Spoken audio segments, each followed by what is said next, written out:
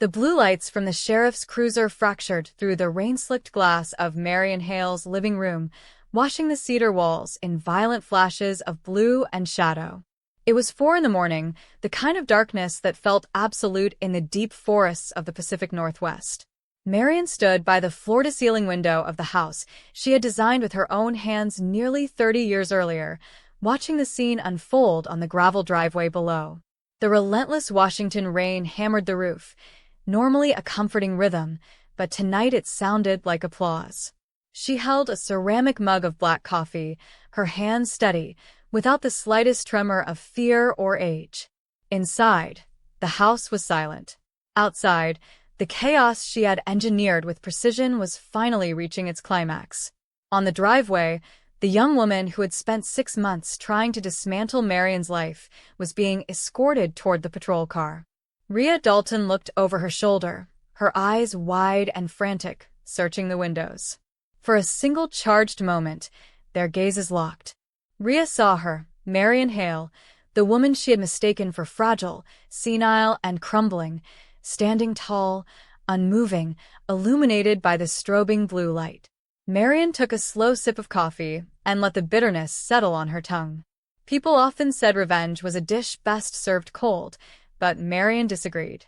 Justice, she believed, was a structure, carefully measured, calculated, and built on a foundation of irrefutable proof.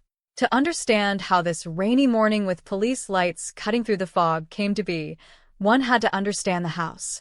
To anyone else, the cedar and glass structure perched on the cliff overlooking Puget Sound was simply an impressive piece of real estate, a valuable asset in a booming market. But to Marion Hale, retired architect and structural engineer, it was her masterpiece. She had drawn the first sketches on a cheap drafting table in a cramped apartment when she and her husband, Edwin, were still dreaming of their future. They had poured the foundation together, chosen every cedar beam, every pane of glass. When Edwin died 5 years earlier, the house became more than a home. It became a vessel of memory, a physical embodiment of a life built with patience, precision, and love. And it was this sanctuary that Rhea Dalton, her son's ambitious new wife, decided she deserved more than Marion did. Before Rhea entered their lives, Marion's days followed a peaceful rhythm. At 68, she had retired from her firm and shifted her attention to personal projects. She spent her mornings sketching in her studio, the soft Pacific Northwest light perfect for drafting. In the afternoons, she hiked the forested trails on her property, checked the retaining walls she had engineered years ago, and tended to the fern garden Edwin had adored. She lived alone, yes, but not lonely. There was a difference she understood deeply. Her son, Julian, remained her tether to the bustling world outside the forest. He lived in Seattle, only an hour away, working as a photographer with a gentle spirit and an eye for beauty. But like his father, Julian carried a fatal flaw. He projected his own goodness onto everyone. He believed that because he would never hurt anyone, no one would ever hurt him. Marion worried about that softness. It made him vulnerable. Still, her life was stable, until a late October afternoon when Julian's car appeared on her winding driveway, and he wasn't alone. Marion stepped onto the slate porch, brushing charcoal dust from her hands, and froze as a woman stepped out of Julian's passenger seat. Rhea Dalton carried herself with an unnatural polish, as if she were a luxury product placed carefully on display. She was undeniably beautiful, sharp features, sleek obsidian hair, and a precision to her posture that felt practiced. Julian beamed at her like she was a miracle. "Mom," he said excitedly, "this is Rhea. I told her all about the house. She's been dying to see it." Rhea extended a manicured hand. "It's a pleasure, Mrs. Hale," she said. Julian didn't exaggerate. "The cantilever design is impressive. Though I imagine the upkeep must be difficult in this climate." It was a compliment wrapped in a dig. Marion returned a polite smile, the same smile she had used in boardrooms with men who underestimated her. "It requires vigilance," she replied, "but cedar endures longer than concrete when cared for properly." Rhea's smile tightened. "Of course. Though at your age, maintenance can get tricky." Julian laughed awkwardly, unaware of the subtle barb. And just like that, Marion recognized the familiar scent of ambition mixed with entitlement, and dinner that evening became a study in observation. Marion watched Rhea more closely than she allowed to show. The younger woman barely looked at Julian while he spoke. Instead, her eyes scanned the vaulted ceilings, the custom joinery, the panoramic windows. She wasn't admiring. She was assessing, calculating. "How many square feet is this place?" Rhea asked casually as she reached for a second glass of wine. "And what are the taxes like on a property this size?" Marion answered politely, filing every detail away in her mind. Rhea then leaned forward, voice softening with false concern. "Don't you ever worry about living out here alone, Mrs. Hale? If you fell, it could be days before someone found you." "I have a phone, Rhea, and excellent neighbors down the ridge," Marion replied evenly. "But at your age," Rhea insisted, "technology can be confusing. My grandmother got lost unlocking her phone after a fall. Her mind went before her body." Julian jumped in quickly. "Mom's sharp," he said. "She still consults sometimes." "For now," Rhea murmured. That night, after they left, Marion stood by her window and felt a cold draft, one that had nothing to do with weather. By Christmas, the shift had grown into a rupture. Rhea and Julian married in a sleek, modern ceremony that felt more like a corporate product launch than a celebration of love. Marion wore her navy suit and smiled until her jaw ached, convincing herself that her unease was simply maternal protectiveness. But her instincts, those honed through decades of understanding structural weaknesses, told her something was profoundly off. The first signs came quietly. Marion began finding objects in the wrong places. Her reading glasses, which she always left on the living room side table, appeared in the kitchen. The back door, always locked at night, swung open in the morning breeze. At first, she blamed herself. She was aging, wasn't she? Doubts seeped slowly, like water, through a hidden crack in concrete. She began writing everything down. Glasses, living room table, 8 p.m., back door locked, 9:30 p.m., but soon the confusion became impossible to ignore. Rhea's weekly visit started. Always when Julian was away on photo shoots. Always with smiles that felt too deliberate. "I brought you groceries," Rhea said one rainy afternoon. "Your fridge looked empty.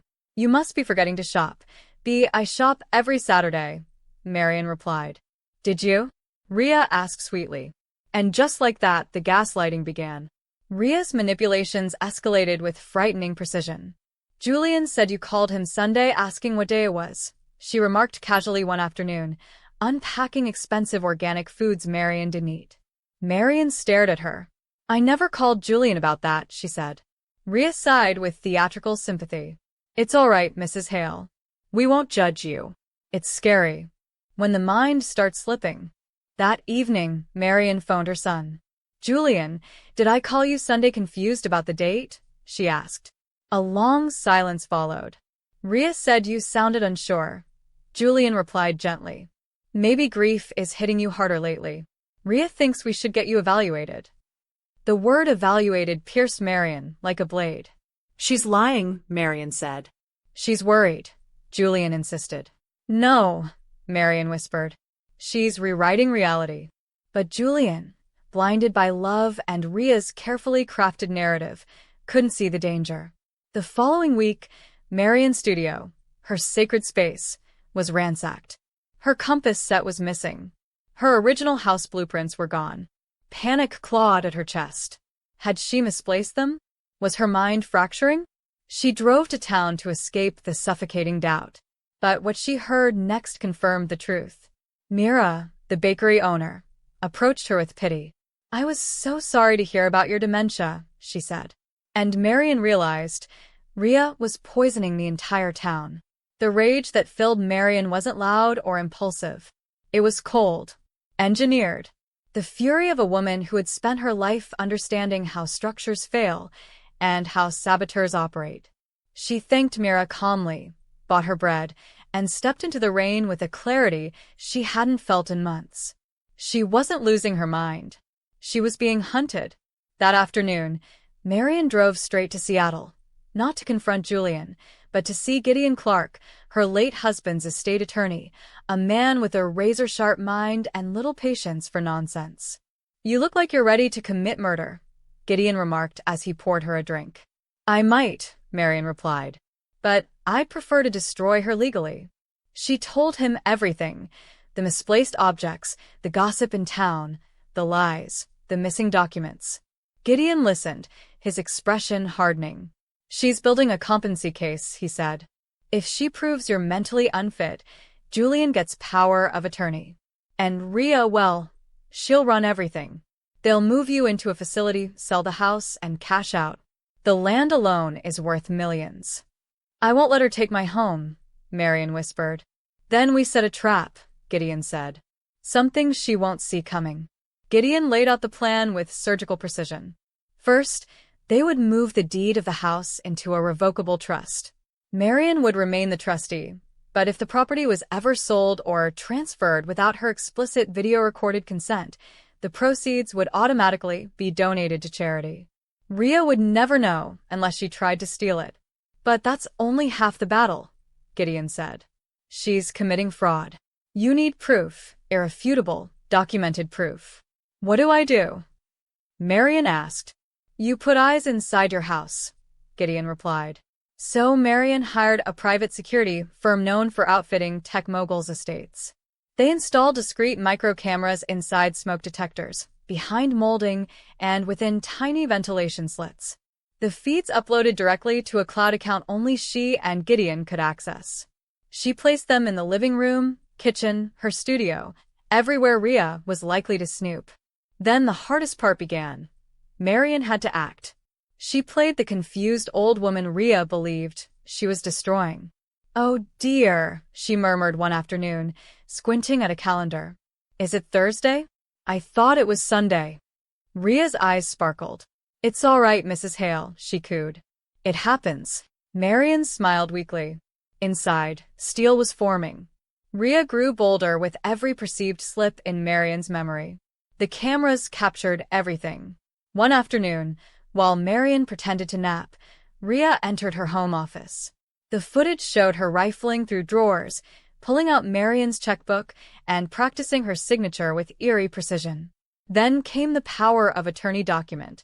She forged Marion's signature at the bottom, smiled triumphantly, and slipped the papers into her handbag. Marion watched the live feed from her tablet in the sunroom. Her pulse quickened, but her expression remained serene. She sent the clip to Gideon. "Got her," she typed. "Not yet," Gideon replied. "She'll try to transfer the title. That's when we strike." Days passed. Rhea continued setting the stage, whispering to Julian, telling neighbors Marion was declining, leaving little clues meant to make Marion doubt herself. But inside, Marion's focus sharpened. She wasn't the confused elder Rhea imagined. She was an architect. And every act of sabotage brought Rhea closer to the collapse of her own design. The final blow came one gray November morning when Rhea called with forced sweetness. "Julian and I think you should go to a spa retreat for a week, Mrs. Hale. You seem so tired." Marion's trap was about to spring. Marion pretended to waver, letting her voice tremble just enough. You think I should go?" she asked. "Oh, absolutely," Rhea insisted. "Just rest. We'll take care of everything." Marion agreed. She packed a suitcase with care, hugged Julian goodbye at the airport, and boarded the shuttle toward the terminal.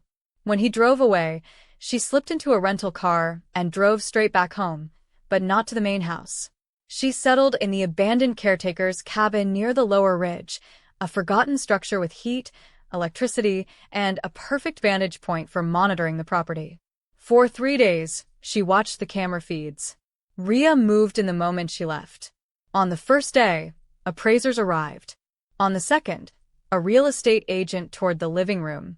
"She's in a facility now," Rhea said breezily. "Tragic case. Dementia. But we have power of attorney. We're looking to sell quickly." The coldness in her voice wasn't shocking anymore. But it was clarifying. Rhea wasn't just stealing. She was erasing Marion while she was still alive. On the fourth night, at 3 in the morning, the the moving truck arrived. And that was when Marion made the call to the sheriff. The camera feeds showed Rhea directing movers through Marion's living room, treating the home like a showroom. "Take the painting," she ordered, pointing to the oil landscape Edwin had bought for their 10th anniversary. "And the rugs, quickly. The desk is mid-century modern. Worth at least $10,000. Don't scratch it." One mover hesitated. "Is the owner okay with us doing this?" Rhea snapped. "The owner is incompetent. I have the paperwork. Just move it." From the caretaker's cabin, Marion watched the scene with chilling calm. She dialed Sheriff Rowan Tate, a man she'd known since her 20s. "Rowan," she said, "I need you at my property. Bring units." She hung up and notified Gideon, who replied immediately, "This is it. Hold your ground." Marion drove up the ridge with her headlights off, the rain pounding her windshield like war drums. She stepped out into the downpour, slipped through the shadow of the garage, and watched as sheriff cruisers blocked the driveway. The blue lights shattered across the wet cedar siding. Movers froze mid-step, still holding her furniture. Rhea stormed outside, livid. "What is the meaning of this?" she shrieked. "This is my house." She had no idea her downfall had already begun. Sheriff Tate stepped forward, calm and steady. "Ma'am, we received a call about a burglary in progress." Rhea shoved a folder toward him. "It's not burglary. I am the owner. I have the deed. That woman has dementia. She's not competent to make decisions." And then Marion stepped into the light. Her yellow raincoat glowed under the police strobes like a lighthouse cutting through a storm. "Hello, Rhea," she said, her voice quiet but sharp as steel. Rhea froze. You're supposed to be in Oregon," she stammered. "And you," Marion said, "were supposed to be a loving daughter-in-law." She climbed the steps until she stood face to face with the woman who had tried to destroy her. "She's confused," Rhea shouted desperately. "Officer, she doesn't understand anything. Look at the papers. She signed power of attorney." Sheriff Tate opened the folder and raised an eyebrow. "Interesting signature," he murmured. Then Marion held up her tablet. The video of Rhea forging Marion's signature played clearly, unmistakably. Rhea's face collapsed. "No," she whispered. Tate nodded to his deputies. "Ma'am, you're under arrest for forgery, fraud, and attempted grand larceny." The deputies took her hands. And the storm finally broke. As the deputies guided Rhea toward the cruiser, headlights swept over the driveway. Julian's car rolled to a stop, and he stepped out into the rain, confusion twisting across his face. "Mom," he breathed. What's happening?" Rhea lunged toward him, frantic. "Julian, tell them your mother's sick. Tell them she's confused." But Julian's eyes drifted to the movers, then to the open truck packed with Marion's antiques, and finally to the folder in the sheriff's hands. His voice cracked. "Is that a power of attorney?" Rhea swallowed hard. "She signed it months ago." Sheriff Tate held out the forged document. Marion held out the tablet. The video looped silently, Rhea practicing Marion's signature, then forging it onto the form. Julian staggered back as the truth crashed over him. "You forged it," he whispered. "You told me she was declining. You told me she wanted us to sell." "I did it for us," Rhea screamed. "We could have had everything. She's old, Julian. She doesn't need this house. She doesn't deserve it." Julian stepped away from her as if she were poison. "I think you should leave," he said hollowly. The sheriff answered instead. "She isn't leaving, not tonight." Rhea's screams echoed uselessly in the damp air as deputies placed her in the back of the cruiser. Rain streaked down the windows, smearing her furious expression into a blur. The forest around them seemed to absorb the chaos, returning slowly to silence. Marion stood on the porch, breathing in the cold air, letting herself feel, not triumph, but relief. For the first time in months, her house felt like hers again. Julian approached her cautiously, shoulders trembling. "Mom," he whispered, I'm so sorry. I didn't see it. I should have defended you. I should have." Marion raised a hand gently. "You are in love, Julian. And you're your father's son. You want to believe the world is kinder than it is. But I let her hurt you, Julian whispered. You trusted someone who lied well, Marion replied softly. That is not a crime. It's a lesson. Julian broke down, burying his face in his hands. Marion rested a steady hand on his shoulder. Behind them, the sheriffs began cataloging the items in the moving truck, photographing and logging evidence. The rain eased. Dawn began to stretch faint golden threads across the sky. And Marion Hale, after months of gaslighting, invasion, and erasure, finally felt the foundation settle beneath her feet again. The legal aftermath unfolded swiftly.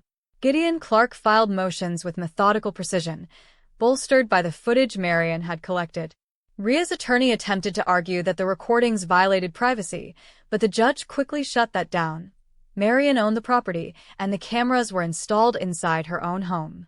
The evidence was overwhelming: forgery, fraud, attempted theft, manipulation, and the coordinated effort to declare Marion mentally incompetent. Rhea accepted a plea deal to avoid a long prison sentence, agreeing to restitution and a multi-year probation that effectively ended her real estate career. Julian withdrew entirely from public life for a while. He moved back into the house with Marion, not out of obligation, but out of grief and disillusionment.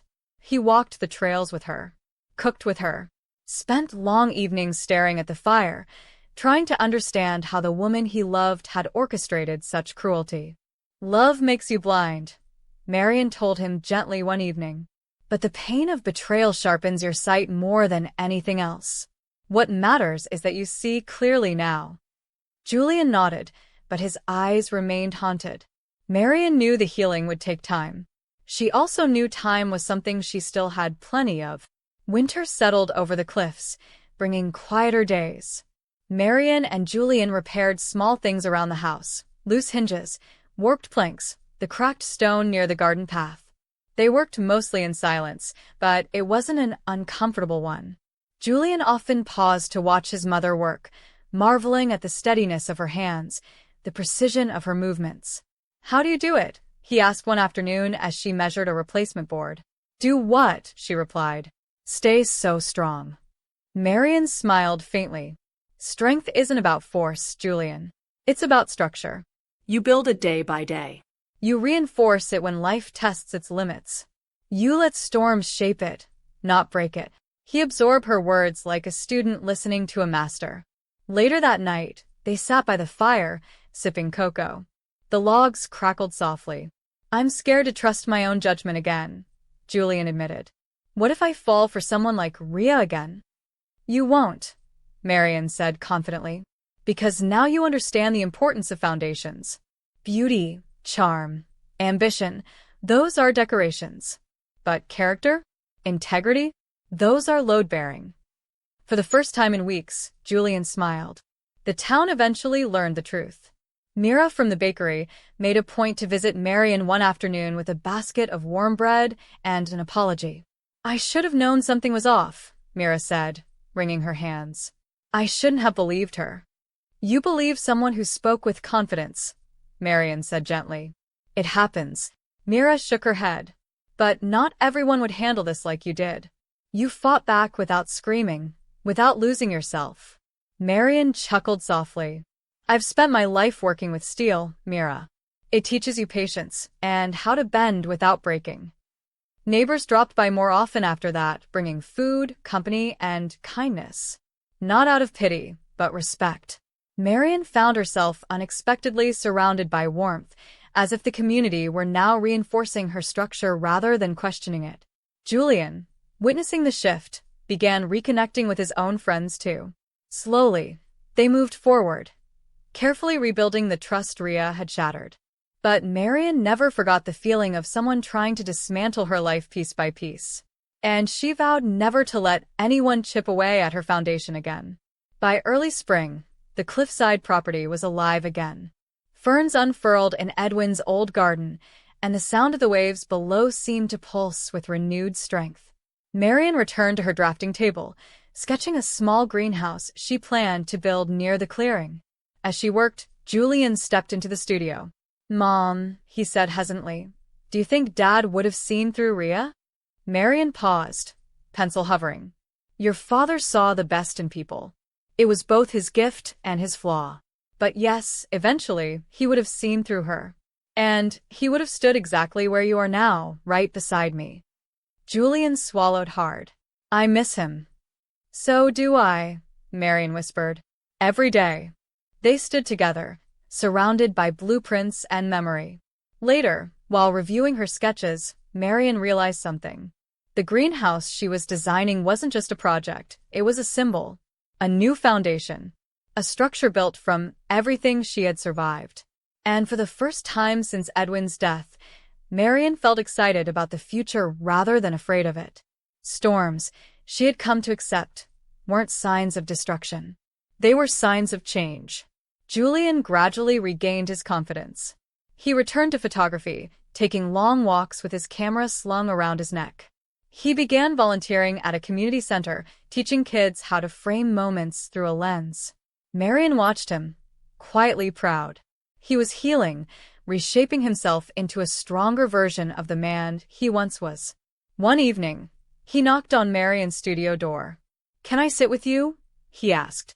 "Of course." He watched her draw for several minutes before speaking. "I don't want what happened with Rhea to define me." "It won't," Marion replied. "Mistakes don't define us. What we do after them does." Julian looked relieved. "I want to help you with a greenhouse project." Marion raised an eyebrow. "You're volunteering to dig foundation trenches?" Julian laughed. "Absolutely not. I'm volunteering to design the skylight." Marion smiled, a warm, genuine smile that reached her eyes. "Then we'll build it together." The house, the forest, the cliff, they had weathered a brutal assault. But they stood tall. And soon, something new would grow from the ground where betrayal once tried to take root. As construction on the greenhouse began, Marion felt a shift, not in the structure, but within herself. For months, she had lived in defense mode, protecting her sanctuary from a woman who saw her as an obstacle rather than a human being. Now, she was creating again, building, expanding. One afternoon, while leveling the soil, Julian paused and said, "Mom, do you ever wonder why people like Rhea choose to hurt others?" Marion rested her shovel. "People like Rhea don't see others as people. They see them as resources, tools, or obstacles. When someone stands between them and what they want, they try to remove them." Julian frowned. "But you weren't doing anything to her." "I existed," Marion replied. And in her mind, that was enough. The realization struck Julian with a weight that made him inhale sharply. "She really would have locked you away." "Yes," Marion said softly. "She would have buried me alive and sold the life your father and I built." Julian clenched his jaw. "I'll never let something like that happen again." Marion placed a hand on his shoulder. "You don't have to protect me from the world, Julian. You just have to see people for who they truly are." He nodded. This time he understood. As spring warmed into early summer, Marion received an unexpected letter from the court. Restitution payments from Rhea's plea deal had begun. The sight of Rhea's name printed in rigid legal type made something tighten in Marion's chest, not fear, but closure. She placed the letter in a drawer and returned to her greenhouse plans without another thought. Later that week, Mira from the bakery visited again. "The whole town is still talking about what you did," she said. "Most people wouldn't have had the clarity to gather evidence." Marion chuckled. "Clarity is what happens when someone pushes you too close to the edge. You either fall or you dig in and hold your ground." Mira admired the greenhouse frame taking shape behind the house. "You're rebuilding beautifully."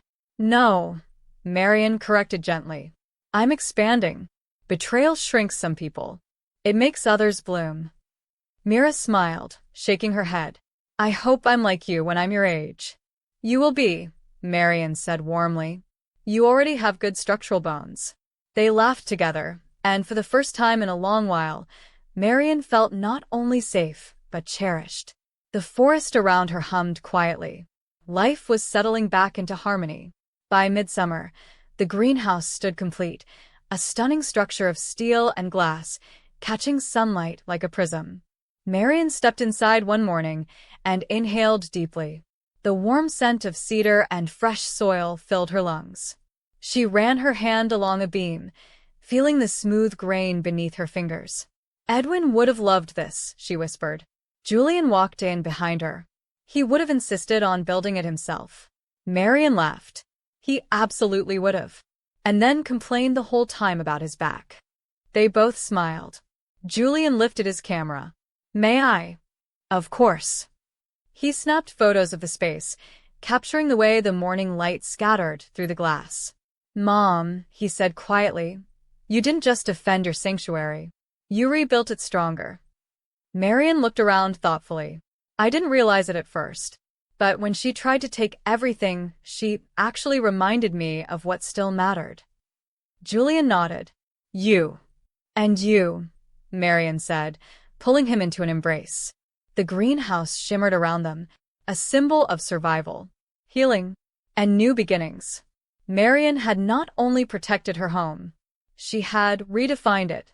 Marion returned to speaking engagements that autumn, invited by architectural conferences to discuss both her designs and her recent ordeal.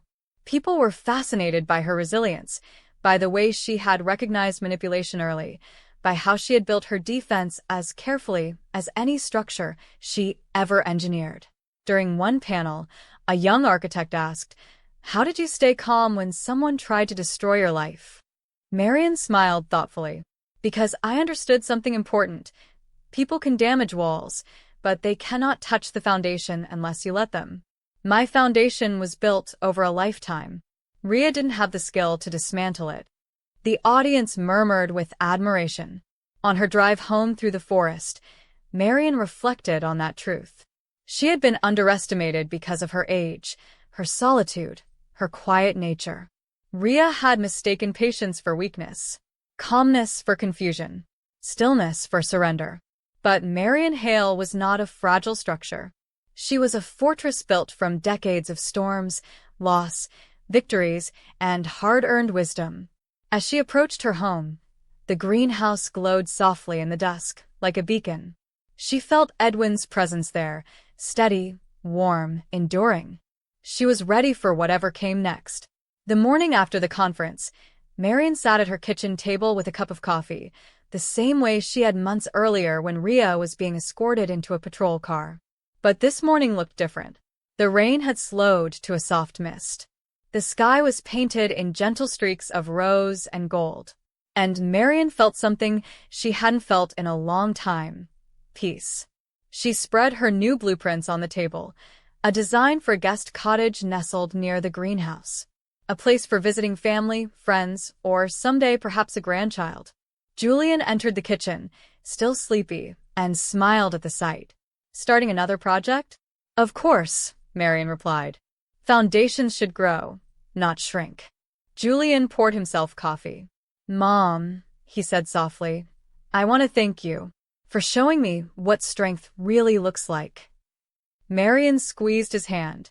Strength isn't loud, Julian. It doesn't shout or break things. It stands steady. It endures. It knows its own worth. She looked out the window at the cliffs, the sound, the house she built with her own hands. The foundation held.